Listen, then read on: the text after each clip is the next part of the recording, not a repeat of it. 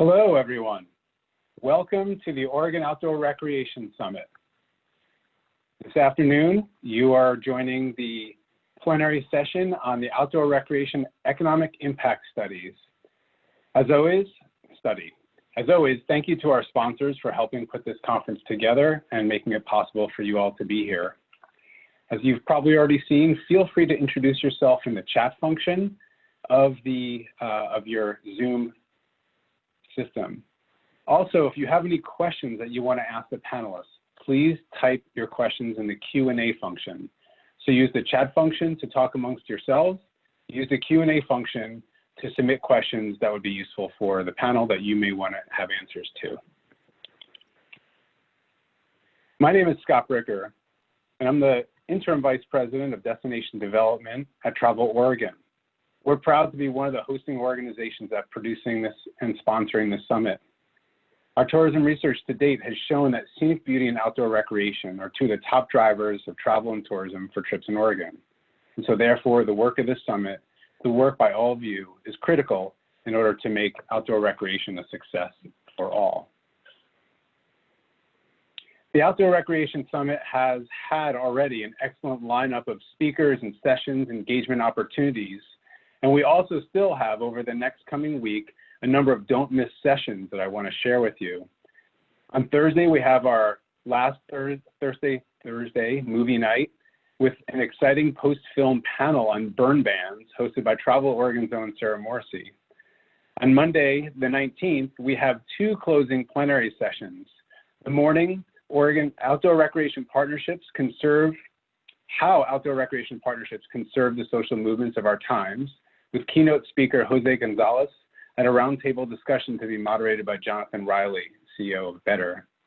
And then at 3:30, we'll have State of the Oregon Outdoor Recreation in Oregon, with leaders from a variety of agencies and moderated by Kaylin O'Brien-Feeney, also a panelist today that you'll hear from. Today's session is on the Oregon Outdoor Recreation Impact Study. The outcomes of our session for today include the findings of the new Outdoor Recreation Impact Study, learn about the direct, induced, and indirect contributions and impacts related to outdoor recreation to Oregon's economy, consider how you might collect useful economic impact data in your own agency or organization, and discover how to effectively use this information in your daily work. This project is an outcropping of the work that over 25 agencies, organizations, and leaders came together related to the Oregon Outdoor Recreation Initiative that commenced in 2016. The initiative's key goal was improving access and increasing the economic impact and sustainability of Oregon's outdoor recreation economy. Over the 2 years following, there were 7 action teams that have made significant progress in the following topic areas. Completing an economic impact report was one of them. The Economic Impact Study was a project of numerous agencies and partners. The funding partners include Oregon Parks and Recreation Department, Travel Oregon, and the Oregon Department of Fish and Wildlife. Those 3 agencies, as well as the Oregon Office of Outdoor Recreation, the U.S. Forest Service, and Oregon State University, run a project/technical team that helped lead this project and helped develop the RFP and supported the project along the way. So thank you for all the people who have been involved and agencies who have funded this project. Last year, we put out a request for proposals that would ask for an estimate of total spending on outdoor recreation in Oregon, direct and secondary impacts of outdoor recreation spending, including employment, value-added tax revenue, and visitor participant volume estimates. We had a number of firms that submitted for this, and we chose, and we're excited to be here with today, Earth Economics out of Tacoma, Washington. Johnny Mojica from Earth Economics will be our primary presenter today, who will be sharing the preliminary findings of this study. Alan Molina, senior economist from the Oregon Department of Fish and Wildlife, will also present information related to some of our breakout data that we've been able to dive in on fishing and hunting. LaDon Garamani, Marketing Research Manager at Travel Oregon, and Kaylin O'Brien-Feeney, Director of the Oregon Office of Outdoor Recreation, will join our roundtable discussion after the main presentation to dive deeper into how we may be able to use this information, how this relates to tourism and other sectors, and to answer your questions. So we're really excited to bring this topic for you today. And with that, I'm going to hand the baton over to Johnny. Johnny, why don't you take it away? Thank you.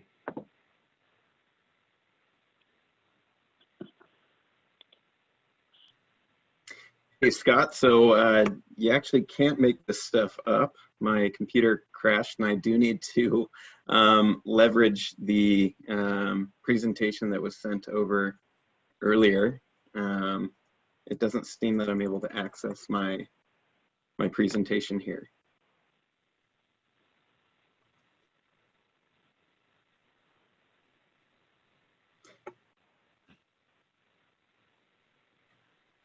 All right, thank you, Hillary. Okay, so yeah, as Scott mentioned, my name is Johnny Mojica. I'm with Earth Economics. I'm a project director here and have been with the organization for coming up on 8 or 9 years. And I'm really excited to be here today to talk about outdoor recreation, first and foremost, because I love outdoor recreation. I'm a big skier, climber. I play a lot of tennis at local parks, backpacker. You know, I really love outdoor recreation, and I'm up here in Seattle and spend a lot of time in the Northwest, both in Oregon and in Washington. And so I'm extremely excited to talk about this sort of stuff. And then my other passion area is understanding how outdoor recreation plays into our economies. So how does outdoor recreation spending influence jobs and incomes and taxes, both in urban and rural settings? And how can we use that sort of information to kind of look for a sustainable path forward into the future? So if you wouldn't mind going to the next slide. And so to start things off, I want to talk about some key definitions, kind of get everyone on the same page. And then we'll talk about what is the economic contribution of outdoor recreation in Oregon, really just dive straight into it. And we'll talk about how we got there, what were some of the methods and approaches that we used to measure the economic contribution of outdoor recreation in Oregon, the monitoring of visitation and spending, some basic concepts there that we're going to review, estimating the economic effects from that spending. So once that spending is injected into the economy, what happens to it, both through the supporting of direct and secondary effects. And then we're going to talk about some examples of data collection used in this analysis, so that we can kind of think of other ways that we could apply this to certain areas where there were data gaps, or there are still data gaps present today. And you know, of course, today is Indigenous Peoples Day. And so I do want to recognize that since time immemorial, over 60 tribes have, tribes and bands of Native peoples have inhabited these lands. And I think that that's really important to recognize when we're talking about outdoor recreation that occurs in Oregon and in such a beautiful beautiful place, to recognize that the reason that we have a lot of these outdoor recreation amenities and these beautiful landscapes is because of the stewardship of these Indigenous peoples. And so it's important to recognize that today, but also every day, every time you're out there in the landscape, recognizing that it's because of stewardship of thousands and thousands of years by Indigenous peoples. Next slide. So to get everyone on the same page here, what is outdoor recreation? How are we defining outdoor recreation? Well, outdoor recreation are activities that are participated in for personal pleasure and health that occur in nature-based environments. So that's backpacking, biking, playing, tossing football at your local park, all sorts of things that are occurring outdoor, going trail running, things like that. And what we're doing is we're measuring when people spend time outdoors, oftentimes they spend dollars in the economy. And so we're looking at what are the economic effects resulting from outdoor recreation in Oregon. What are the jobs, the wages, the tax effects, and then also other ways that we measure the strength of an economy are through things like economic output, which measures the amount of spending that occurs resulting from an initial expenditure, or the contribution to a state's GDP can help us kind of measure that up against other sorts of industries in Oregon. And so that's what the economic contribution analysis does, is it provides all of these economic estimates resulting from those expenditures of outdoor recreation participation. And I also want to define the different participant types that we were looking at here in this study. One of the participant types is local versus non-local visitors. I think that that's really important to define, because we've got both people that are traveling. A local visitor is somebody that's traveling fewer than 50 miles from their residence to engage in outdoor recreation. So that's could be your local park visit, recreation. It could be going out to the just to a local state park that's pretty close to you and spending the day there, or even spending the night there. We're calling those local visitors. And then we've got non-local visitors, and those are people that are traveling 50 or more miles from their residence. And this is important because it represents the injection of new money into a regional economy. And we can kind of leverage this sort of data to make more informed decisions of how can we attract more non-local visitors? How can we get more people to come from outside of our region to bring dollars into our local economy and then create economic effects for our community? And then we also did something where we defined outdoor recreation participants by residents and non-residents. And so that's pretty self-explanatory, but a resident is just an Oregon resident. And then a non-resident is somebody that doesn't live in Oregon. So when I go down to Oregon and I stay in Hood River and I spend my dollars there at Airbnbs and breweries and restaurants, etc., I am a non-resident injecting new money into Oregon's economy, and I may not have gone down to Oregon had those recreation and beautiful places not been there. And so it's important to say, hey, if we steward this and we promote this sort of outdoor recreation, these sorts of outdoor recreation amenities, we're going to attract people from outside the state and promote job growth in our economy. Next slide. And so here's what our big question was, is what is the role of outdoor recreation within Oregon's economy? You know, what is the size and the scale of outdoor recreation in comparison to, both in comparison to other industries, and then also how can we monitor that growth over the course of time? And then once we have that information, what is the best format that we can put that information into in order to inform the decisions that we make about the outdoor recreation places? So what sorts of actions can we take in order to increase outdoor recreation participation and spending? Or what are the implications of decisions that we make that may decrease those things? What does that mean for Oregon's economy? And so that's really kind of the guiding light that we wanted to stick to, is how can we both do a deeper dive on outdoor recreation, on the outdoor recreation economy than has been provided in the past, but also do it in a more place-centric way so that we can be better about making decisions. Next slide. So from a state level perspective, we found that $15.6 billion in 2019 was spent on outdoor recreation. And that supported 224,000 full and part-time jobs throughout Oregon. And that's both direct effects and indirect and induced effects. So when we talk about these sorts of effects, this is what we mean. Direct effects are the ones that are directly being supported by that initial expenditure. So if you go to a restaurant and you order a burger, your direct effect is the restaurant worker who served you that burger, the cook who made that burger, and then any of the the owners or anyone else that's kind of making direct money directly off that sale. And then we've got secondary effects where that burger had to be, the meat for that burger had to be purchased from somewhere, and hopefully that burger came from a Oregon farm.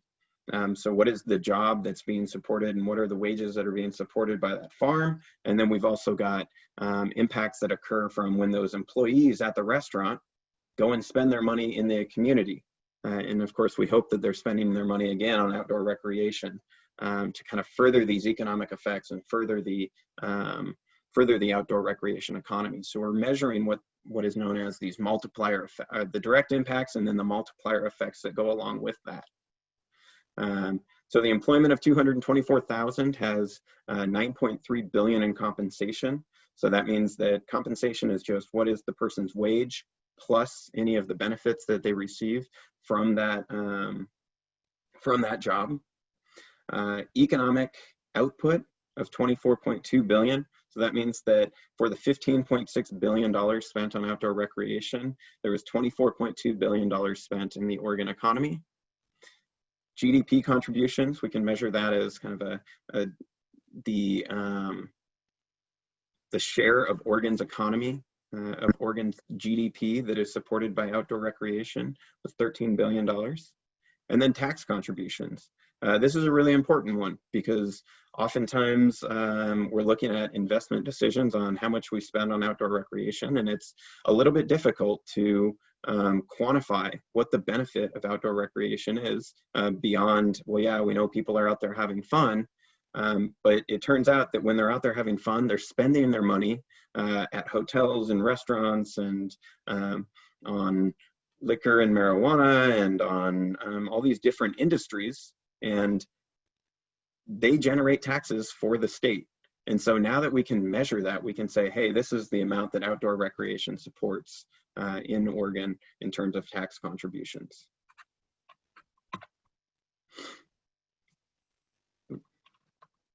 Thank you. And so here's the big question, or here's how we look at this, is that spending on outdoor recreation supports jobs, wages, and taxes in Oregon through the direct and multiplier effects. Next slide. And the equation of this is that trip-related spending plus equipment-related spending equals total spending on outdoor recreation. And what we mean by that is that trip-related spending is any expenditure that is related to an outdoor recreation outing. So if you leave your house and then you go to the local park, and then on your way home, you stop by, or maybe on your way to the park, you stop by the grocery store and you pick up some things for snacks, and then you go to the park and you play, and then you come home.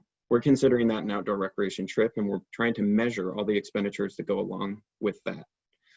On the other side of the tail, we've got, oh, not quite yet. And then we've got other trips, such as a trip to the ocean. Somebody leaves their home and travels for more than 50 miles. All of a sudden, they're a non-local visitor. They arrive at the ocean. They're spending money at hotels. They're spending money at restaurants. They're spending money at the retail stores that are at that oceanside town or community. And we're measuring what that average expenditure looks like. And so we look at all of those trip-related expenditures, and then we add them together with the spending on equipment, which are things that are not directly related to an outdoor recreation trip. So those are things like gear, auto equipment, things that kind of help, hiking boots, coats, things that help you engage in that outdoor recreation activity that are bought specifically for the purpose of outdoor recreation, or perhaps a share of it. I know that many of my outdoor recreation coats are used both in an urban setting, not for outdoor recreation, but then I also use them in an outdoor recreation setting. So what is the total that is spent on outdoor recreation equipment in a given year? And we add those two together, and that gives us total spending on outdoor recreation.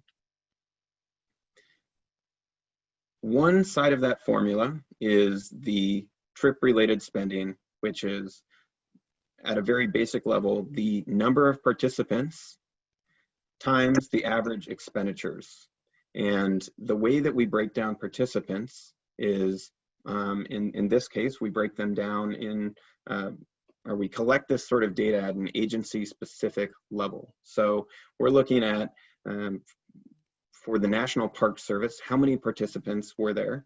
How many people visited national parks and other managed parklands by the National Park Service, national monuments, for instance. And on average, what did each one of those participants spend on their outdoor recreation trip?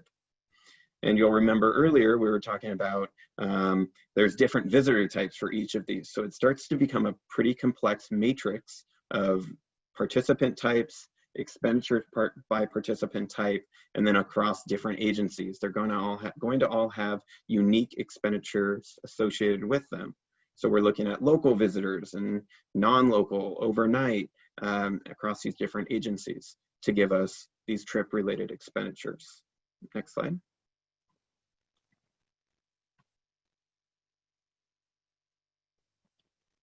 Great.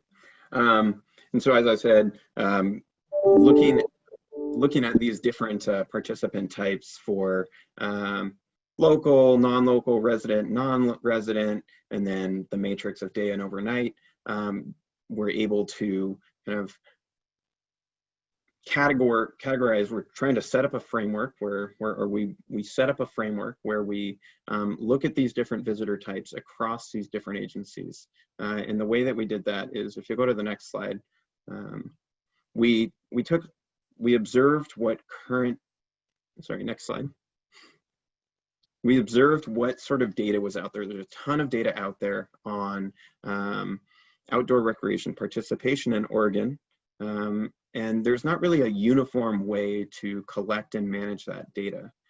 For instance, and there's several reasons for that, but for instance, the National Park Service and Oregon Parks and Recreation Department, they take what's probably a little bit of an, I don't want to say an easier approach, but it's just more realistic for the way that they're set up their lands are set up, is that they've got entrances and they're trying to monitor how many people are entering via a set amount of entrances. And so they're monitoring where people are coming from, or through surveys they're able to determine where people are coming from and what their average expenditures are. But really looking at participation types, they've just got road counters and trail counters and gate fees and camping reservations, things like that, that help us kind of understand the number of people that are using these lands. And of course, there are lands that both of these agencies manage that aren't quite like that, that are more like lands like the U.S. Forest Service or the BLM lands, Bureau of Land Management lands, or Oregon Department of Fish and Wildlife,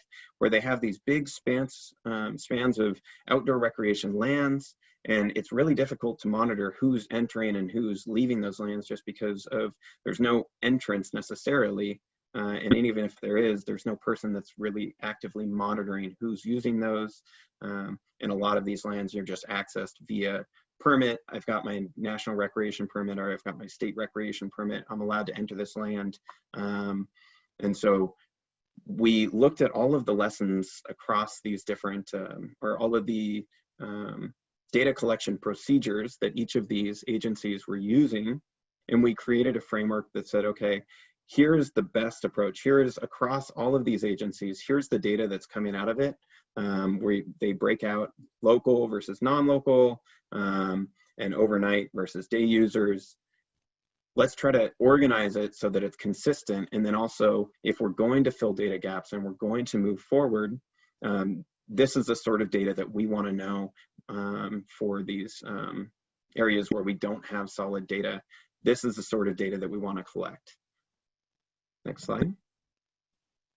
And then to look at the expenditure side of the equation, again, we're trying to match the expenditure profile for that given participant type and for that agency.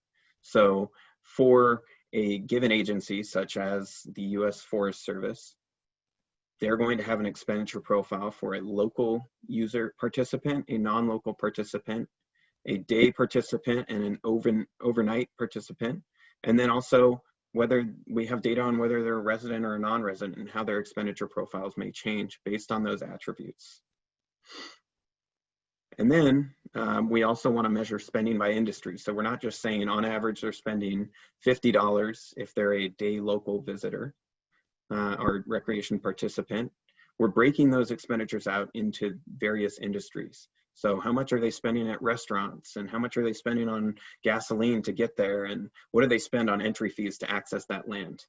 We're looking at that sort of data so that we can then put it into our economic models.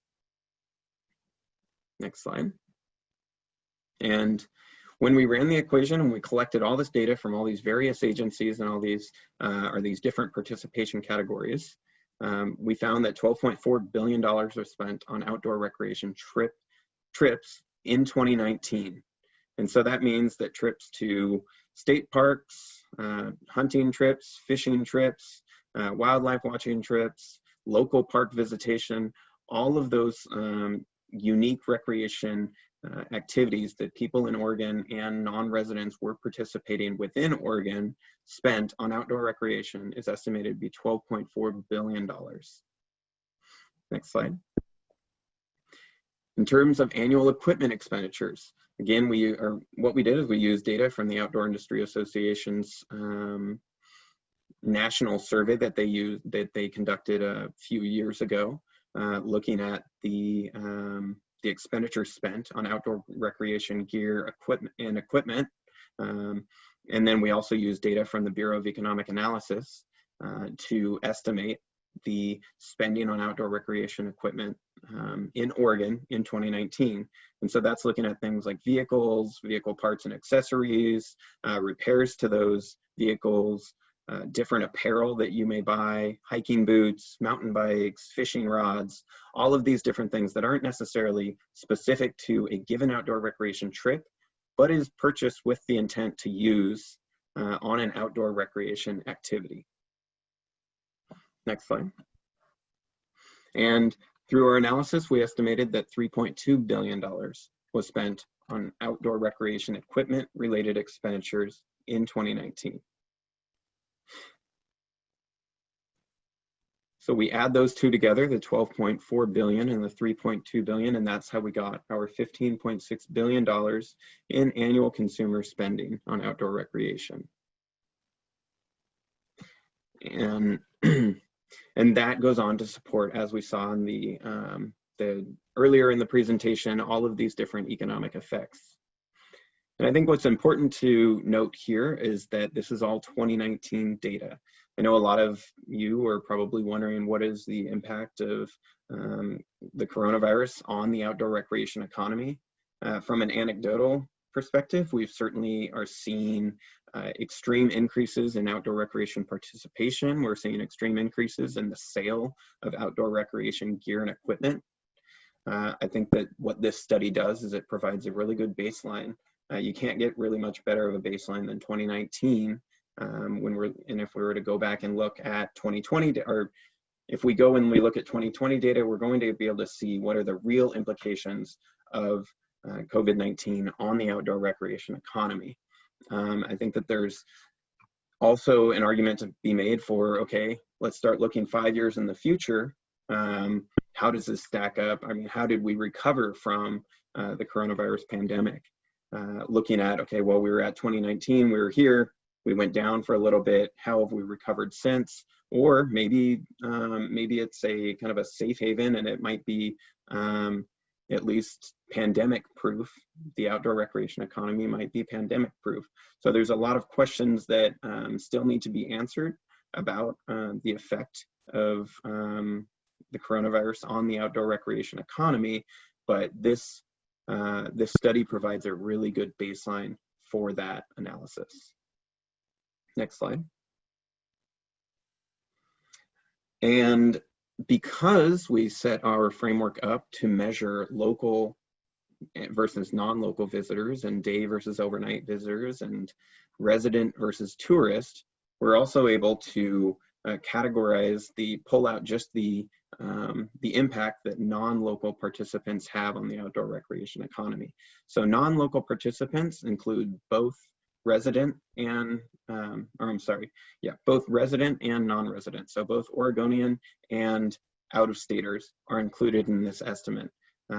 those traveling more than 50 miles, or those who are from out of state are included in this. So we've estimated that $7 billion is spent on outdoor recreation by non-local participants.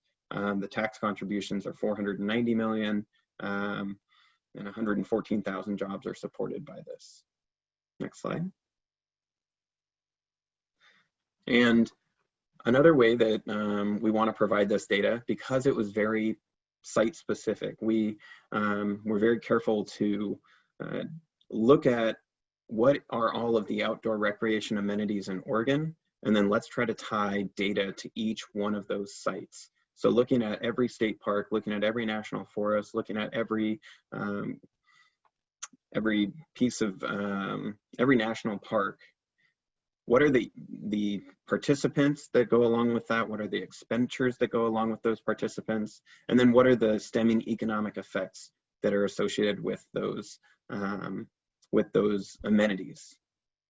And then what we can do is we can aggregate that into different jurisdictional or geographical boundaries. So we can look at county level impacts. If a person wanted to know what is the tourism impact of the Willamette region, what of amenities in the Willamette region, what impact does that have on the state's economy? How does that support jobs?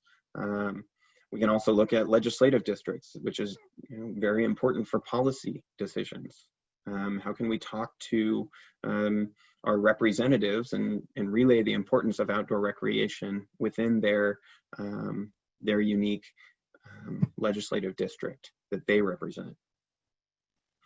Further, we can also break out our outdoor recreation participation expenditures and contributions by participation type. So what does golf look like in Oregon? What does rafting, fishing, skiing, all of these different activities that are contributing to Oregon's outdoor recreation economy, we can break out these expenditures and economic impact contributions that are flowing from these activities. Next slide. And I think that one of the things that is important about this study is kind of the key takeaways, or what are the lessons that we've learned. And importantly, I would say that the first lesson is there are a lot of data gaps, and that we as an outdoor recreation community need to work to fill those data gaps. And there are steps that we can do or that we can take to do that. Counting the number of people that engage in outdoor recreation every year is becoming more and more common. And there are new ways that we can address that, two of which we're going to talk about here in a minute.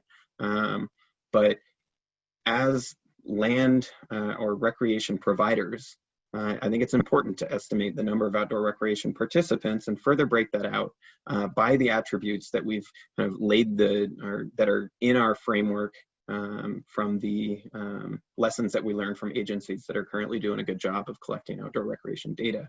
So looking at what is the average group size of somebody that visits an outdoor recreation amenity?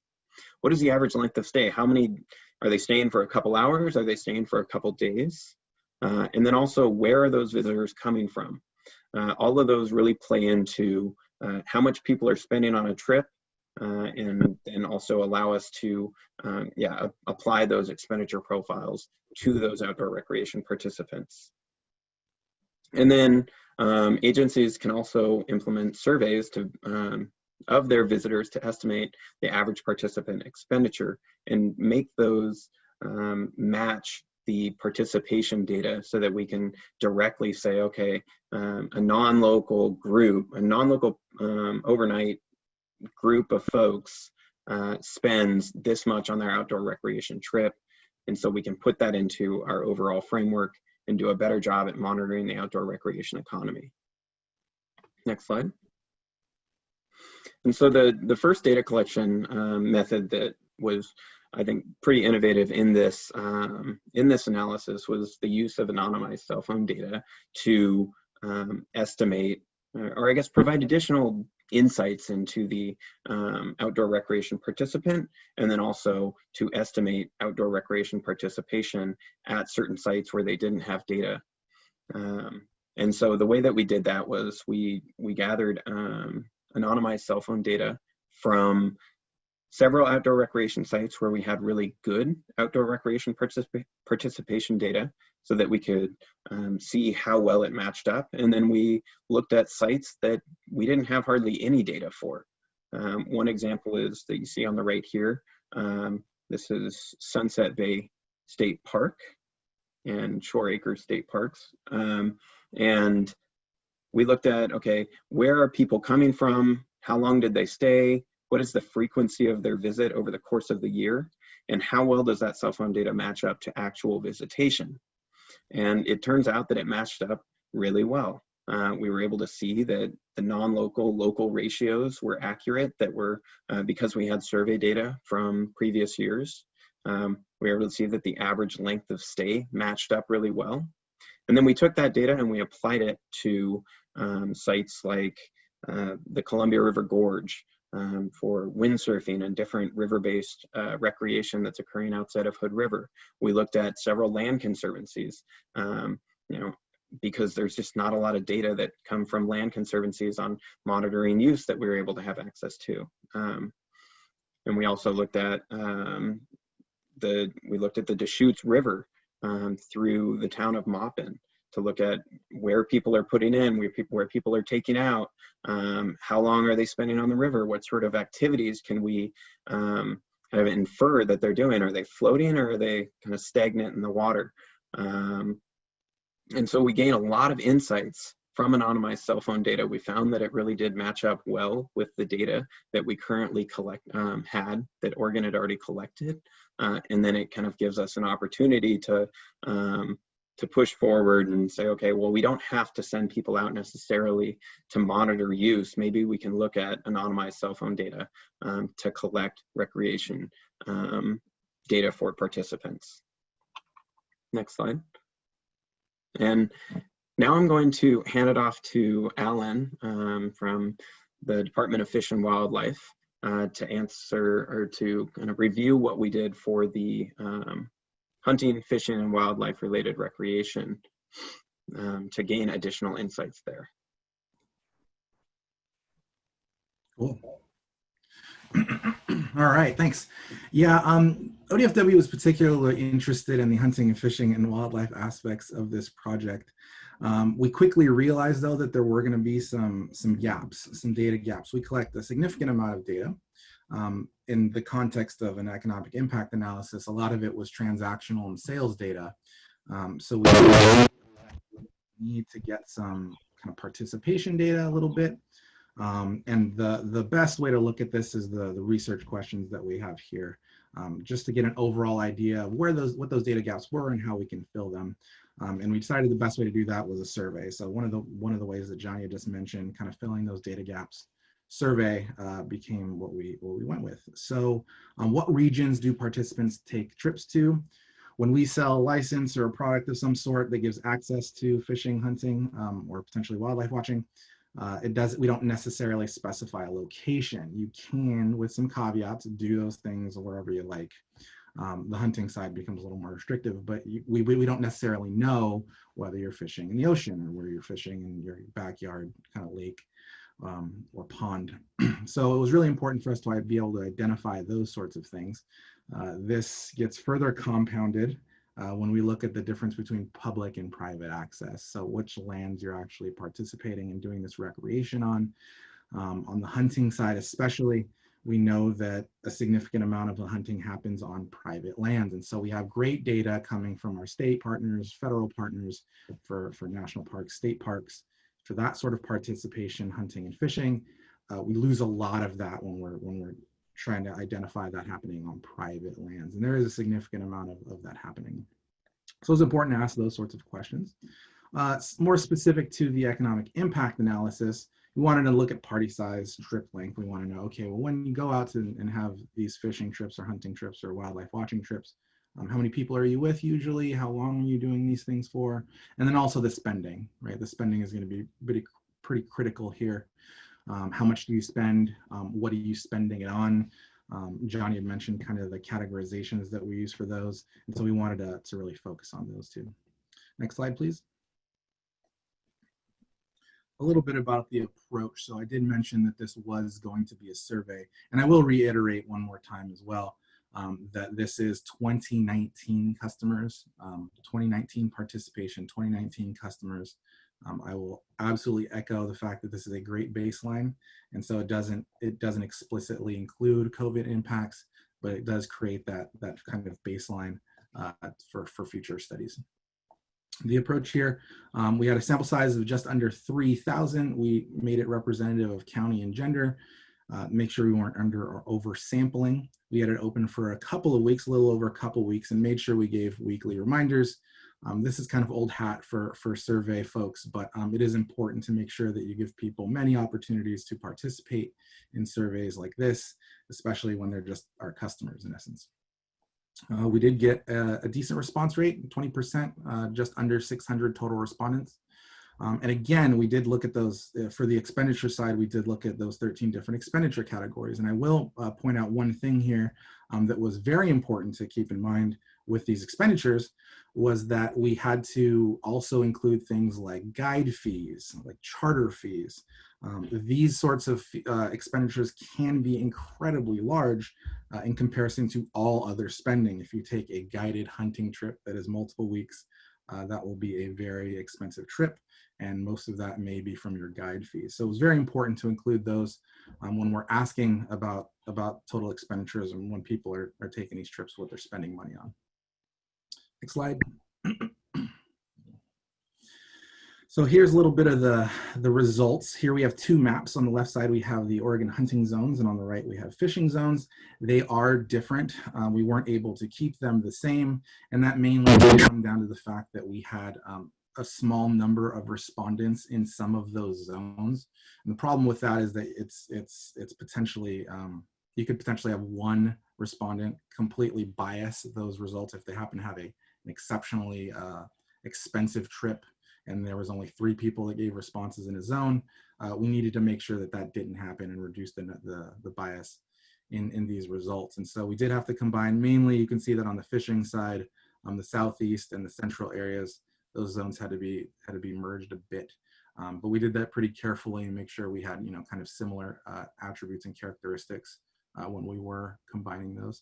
But we do have those zones here. And the only other difference that I'll point out is that on the fishing side, we have a marine zone. And so we have a specific area set aside for marine angling. Next slide. This slide is getting us to our per person per day expenditures. So one of the ways that when we're asking questions, we were asking things like how many people were in your group, how long did you stay, and then total expenditures. We wanted to kind of have a metric that we could even everybody out. And so we had this per person per day expenditure, and we were able to break those out by zones. I'll point your attention first to the hunting side. The highest per person per day expenditure amount was in the southeast, $152. And you can contrast that with the group with the lowest per person per day expenditures, which is shared by 3 different hunting zones, the central, the south central, and the southeast regions. I also want to identify the northeast area being kind of on the higher end, on the east side of the state. We have a lot of controlled hunts going on out there. It's a very attractive place for hunts, and so that definitely leads to those larger than normal per person per day expenditures on the east side. So comparatively speaking, on the fishing side, we have the largest per person per day expenditure was in the northwest region. Anyone familiar with the Buoy 10 fishery in the Columbia River can probably identify that as a potential driver of those large per person per day expenditures. Those trips are a very big deal. Lots of spending happens on those trips. Very important. But then we can also contrast that with the $51 per person per day expenditures on the marine side. And so that becomes really interesting. We have this really expensive from a per person per day or expenditure side in the northwest, essentially with Buoy 10, and then basically right next door with marine fishing, significantly smaller per person per day expenditures. I also want to point out the southwest, lots of very popular fisheries down there. at $126 per person per day expenditures. And then we do have a couple other ones of note.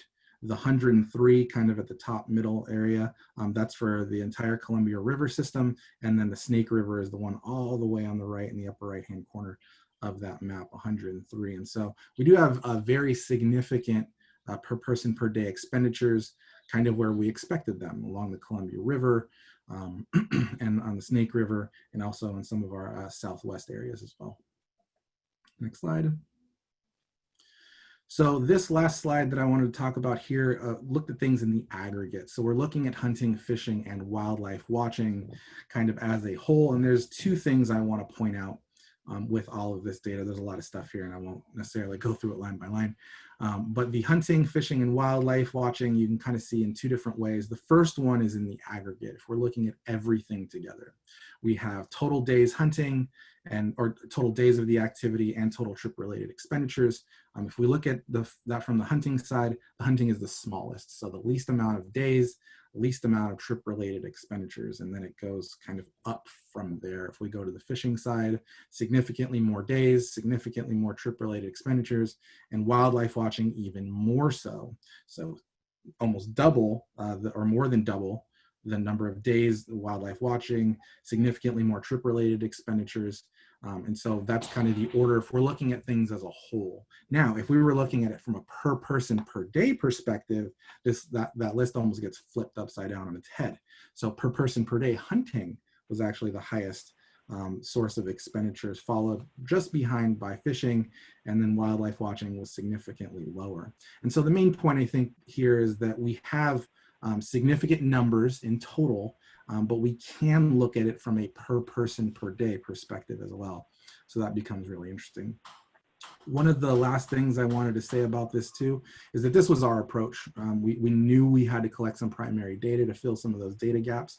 We knew it was going to be critical just to have this information, but this is the sort of thing that we can look at in detail for other outdoor activities as well. Not necessarily through the same primary data collection with a survey, but we do have these sorts of things, these sorts of numbers available for the other outdoor activities. So with that, we can go to the last slide, and that's going to do it for us. I'm going to hand it over to Scott so he can lead us in the roundtable discussion. Johnny and Alan, thank you so much. This is an opportunity for our panel to turn your monitors on and your phone off mute. Johnny, thank you for the informative presentation and breaking this news right here and now. This is new information, new data that's been shared for the first time today. Alan, really appreciate taking a deeper dive into hunting and fishing and a little bit about wildlife as well, wildlife watching, to allow people to get not only a taste of this important sector and a snapshot of it, but also how we can collaborate across departments and agencies to collect data and then use it for an analysis that is useful for all. I do want to clarify for folks, and there was one question, that this is a pre-release of the data. We wanted to share the data with you all during the summit, but our report and fact sheets are not completely finished and they are being buttoned up. We commit to reaching out to you all and share that when it's available, and it will be news that we hope everyone will share. So our intention is to complete that by the end of the year, but this is the base, the core data that we wanted to share with you. So with that, I did want to reintroduce Kaylin and LaDon into our roundtable conversation here. So this is going to be a little bit of a roundtable, a little bit of a Q&A.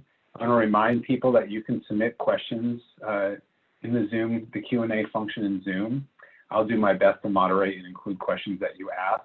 And I do have a couple, though, that I want to chime in on here. So I want to start with Kaylin. And I'd like to start the conversation with you. Understanding and publishing the baseline for economic impacts for outdoor recreation has been a key priority of the Oregon Office of Outdoor Recreation since it was formed. Why has this been a priority, and how do you expect your office and outdoor recreation industry in general to use this data? Thanks, Scott. Thanks, Johnny and Alan. Hi, everyone. So as you mentioned off the top, the notion of having official statewide data about the size and scope of the outdoor recreation economy has been a priority even before the Office of Outdoor Recreation existed in Oregon. It's one of the sort of mission points for the office is to support the growth and success of outdoor recreation as a driver of Oregon's economy. And while we have, as Johnny pointed to, a lot of really good information about outdoor recreation participation, we simply didn't have that baseline for the outdoor economy, and we didn't have it on trip-related spending versus equipment, and we certainly didn't have it down to the level of counties, tourism regions, legislative districts, and across different activity types. So this just feels like standard data that any industry should and would like to have, and we're finally there. So I'm really excited about that and to have played a role in helping make it happen. But why does the data matter and how do we use it? Well, biggest picture of all, I would expect that it kind of affirms what many of the participants on this session already suspected or already knew, which is that outdoor recreation is in fact a really big deal in Oregon, and we now have data that we can point to.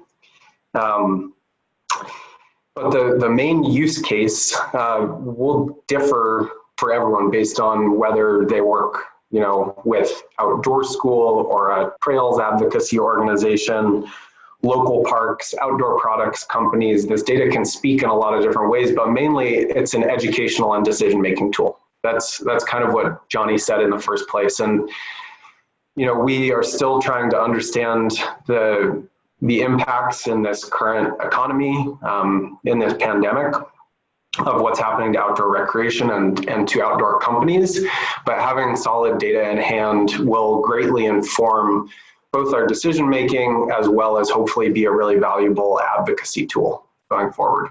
So which is one thing I'm really excited to see, and you just mentioned, Scott, is that a little bit later this fall we'll have those one-page fact sheets for dissecting this information in different ways, so that hopefully it gets used and it becomes just part of kind of the known discourse among outdoor recreation professionals that you can share and use. So that's sort of how we got here and why I think it is important and how folks might be able to use it.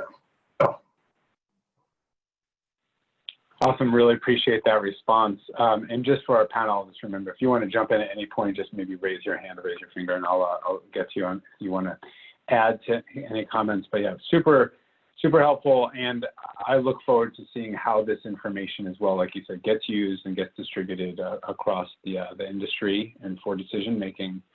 I do want to ask my tourism colleague, Vadan, a specific question, because this report measures both local as well as non-local and out-of-state recreational visitation.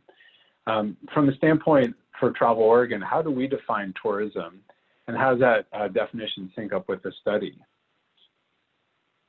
Hi, everyone. Thanks, Scott, for the great question.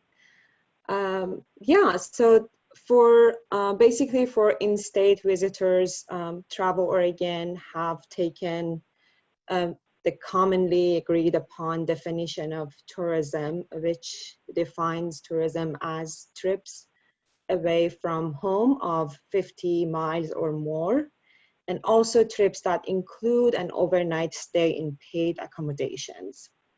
For example, someone from Portland drives to Seaside for recreational purposes. Travel Oregon and Johnny would consider them as tourists and call them non-local visitors. The main difference here is between the local overnight stays. If a Portland resident stays in a hotel in downtown Portland for any reason, like a getaway, Johnny would not include them in the non-local recreation impacts, but Travel Oregon would. So those people are included in the local economic impact contributions, however.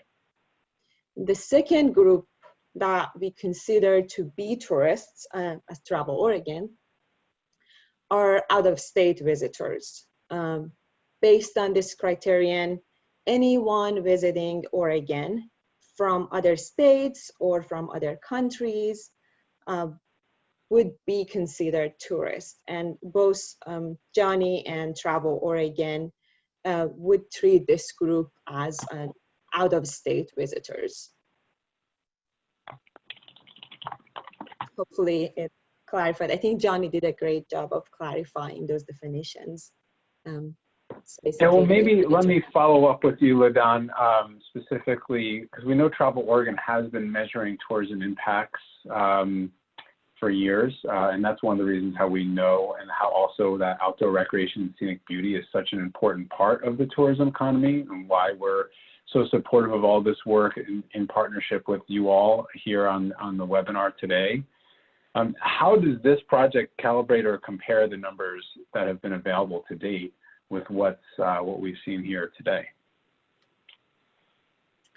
So the way that we've decided to collect data from, as Johnny mentioned, that we collected data from different expenditure and volume profiles for in-state and out-of-state visitors or local versus non-local recreators from several organizations, such as National Park Service and U.S. Forest Service, and also as Travel Oregon provided our expenditure profiles for different tourism regions.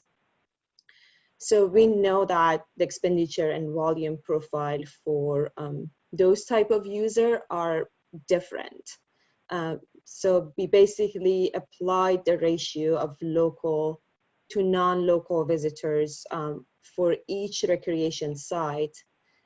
And that's based on the current data that we collected from across the state, and also the new data that was collected both through the ODFW survey and also the cell phone data from Uber Media. So from there, the analysis is really the same as local recreation impact analysis.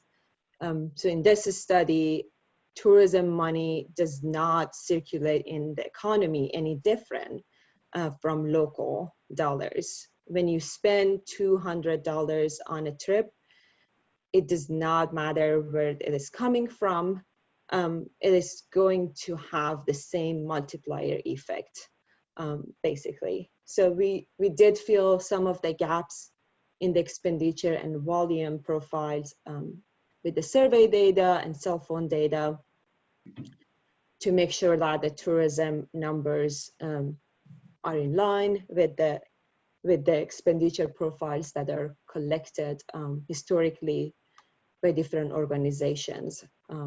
For example, we had the total visitors days for Forest Park, which is a tourist destination from our perspective, but we didn't know what the ratio of local to non-locals were, or how many people come from out of state to visit Forest Park.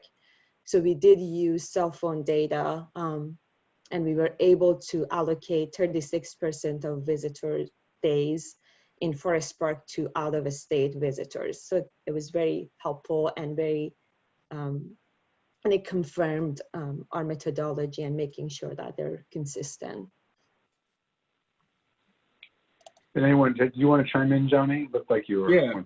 Yeah, thanks for that. You know, I think that there's, as I kind of mentioned at the beginning, but didn't go into full detail, there is data from the Outdoor Industry Association that many of you have used. And now there's data coming out from the Bureau of Economic Analysis on what is the size and scale of the outdoor industry in Oregon, and then as well nationally.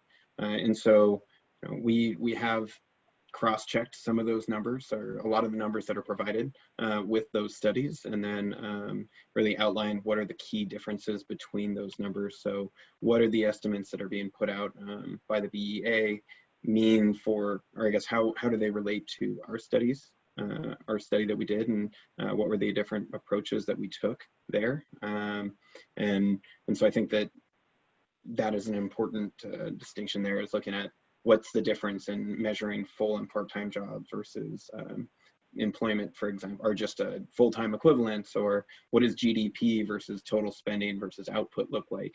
And so there's a lot of these economic numbers that get thrown around, and the way that the multiplier, or the way that we're measuring what our impact region is, a lot of those things can change and make it appear as if the numbers are different. And I think that a lot of that does come down to how we measure it and what we define as our area of our region of influence. And then of course, Travel Oregon has a lot of tourism data that many of you have used over the previous years. And so LaDonna and I have really worked to make sure that the numbers do mesh well, and that they're telling a consistent story in the outdoor recreation economy.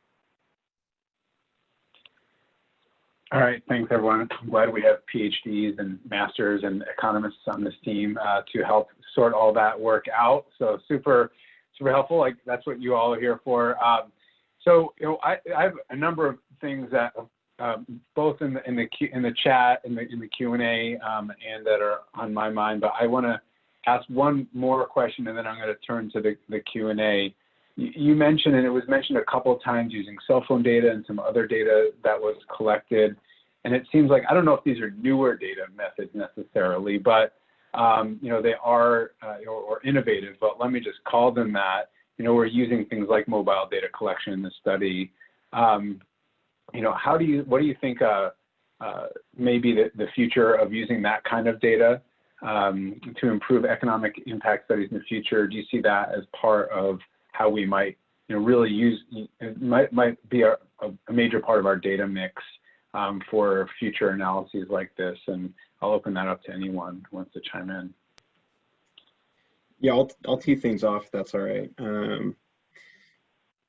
I would say, surveys are tried and true, and they provide a lot of really great data, but you also have to ask the right questions, and you're relying on people to be truthful. And so sometimes it's not that people are outright lying. I think that lying or anything, it's just that you're asking someone a question and what their perspective on how much they spent or how many days they spent recreating, that can be a little bit fuzzy sometimes, we'll say. And so I think that there's improvements that can be made, such as through the use of anonymized cell phone data, which I really think is an innovative method, and it certainly does have its drawbacks, such as who is using or what sort of data are we getting? Are we getting it mostly from a younger population that is more commonly using cell phones and taking their cell phones on out of into the outdoor recreation space?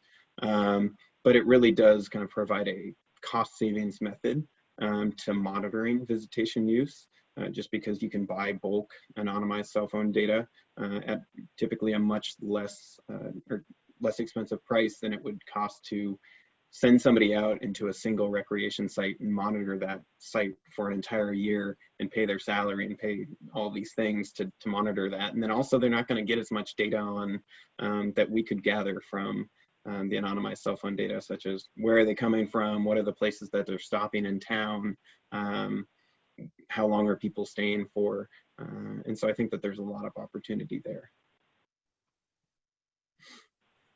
Go, Kim. Yeah, if I could just add to that really briefly, the element of knowing also what visitation looks like sort of pre and post either a management action, communications action, or a new investment is really exciting to me, right? So one of the questions that we get a lot is from a community that's looking, or an organization, an agency that's looking at making an investment in, for example, a trail system, and looking to finance that trail system, just being able to figure out new ways to see what actually happens on a pretty fine scale to recreational use before and after some of those investments are made, including where folks are coming from, just will help improve our decision making, I think. So I was excited that we were able to incorporate it here, and hope we can build on that in the future.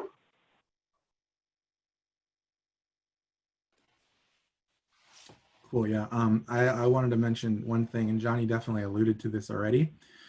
But the idea that we have revealed preferences and stated preferences, the survey is definitely stated preference. We're literally asking people what did you want to do? Where did you go? They have to state what it is, and there's all sorts of issues that come up with that.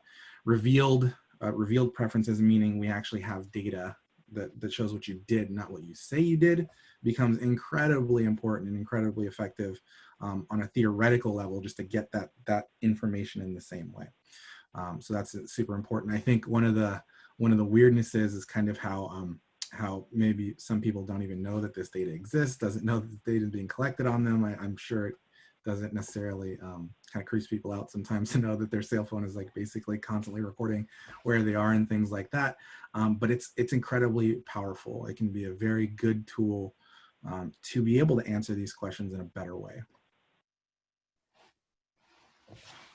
All right, thanks you all. I'm going to take to some of the questions that were in the Q&A section. I'm going to kind of squish them together a little bit because I think there's some connectivity.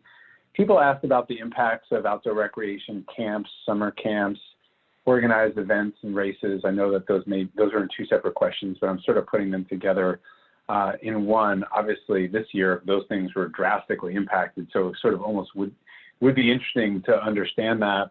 Were these kinds of events looked at and analyzed in the study? And if so, do we have an understanding of their impacts? Yeah, so the approach that we took is both a land management agency approach and then an activity-specific approach. So if these sorts of activities are occurring on one of the agencies that we monitored and gathered data from, so we tried to be as comprehensive as possible, both with public and private partners to gather this data. Then they were included. And then in addition, the activity-specific side of things, it was included, but unfortunately, we're not able to pull out specifically how much recreation spending would summer camps, a specific set of summer camps, be able to provide. That would probably fall under the category of camping, or it would fall under the category of, say, a national forest or a state park in that format. So it's certainly an improvement that we can make, and I think that the framework is really well set up to integrate that sort of data and break the data down into that sort of thing if we had information there. And that goes across events and summer camps and things like that. All right, thanks, Johnny. Again, if anyone wants to chime in, to raise your hand. I will, just looking at the additional two questions that are on there, I think I just want to clarify that you will be able to get copies of the report when it's complete, but it's not complete. And specifically, will the publications include comparative information to the other sectors?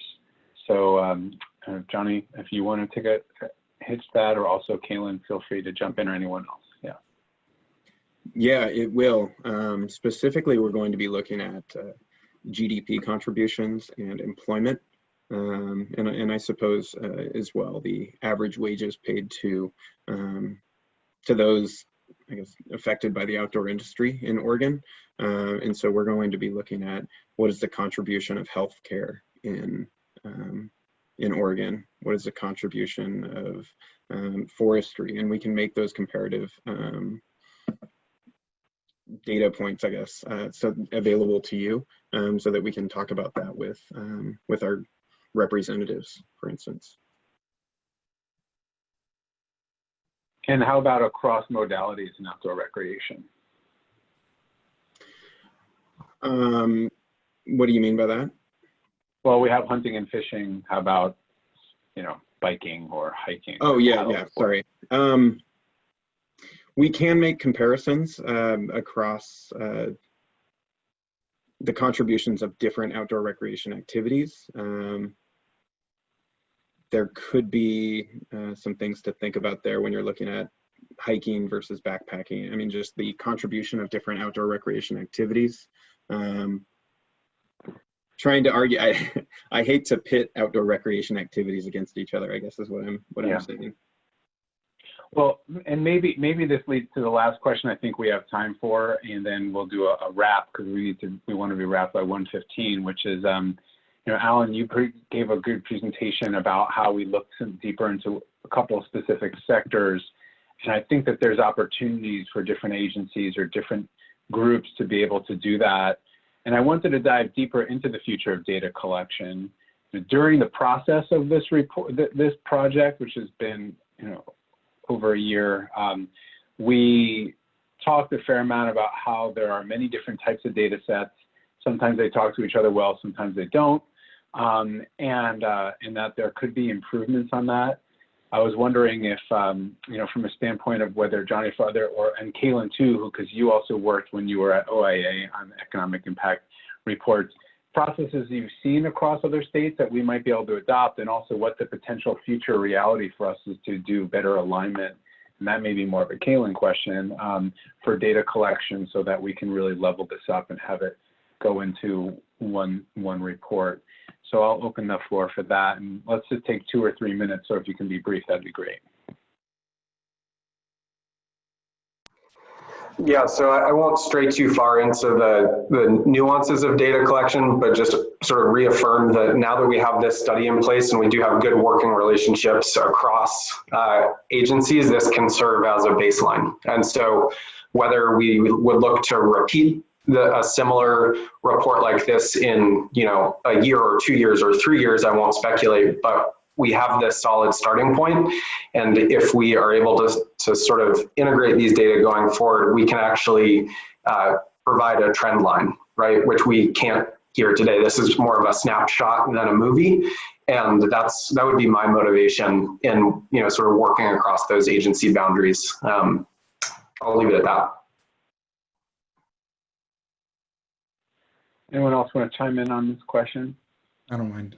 The one thing, and I'll make this relatively brief, consistency, right? Like, I think that from an analyst perspective, if every agency collected data in the exact same way and had done so for the past 100 years, that would be like the stuff dreams are made of, right? So getting some level of consistency in the way that we're collecting data, and it's going to be incredibly difficult, but I see that as kind of one of the best ways that we can help future analyses of this sort. I'll add something also quickly. So the transparency is also a key to collecting data that is accurate and reliable. So we are more than happy to share how we collected the data and what the framework we used for data analysis to make sure that everyone is aware and able to use it in the future as well.